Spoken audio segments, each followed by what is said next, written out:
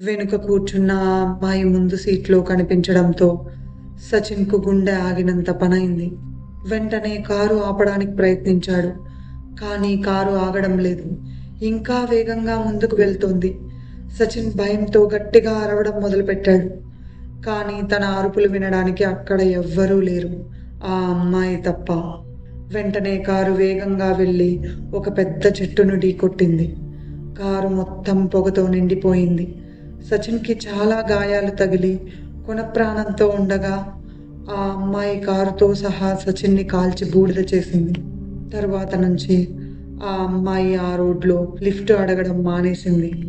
కానీ ఆ యూనివర్సిటీ రోడ్లో అర్ధరాత్రి పూట ఒక కారు శబ్దం వినిపిస్తుంది. ఆ కారు వెనుక సీట్లో ఒక అమ్మాయి, ముందు డ్రైవింగ్ సీట్లో ఒక అబ్బాయి. ఇద్దరూ కలిసి ఎక్కడికో వెళ్తుంటారు.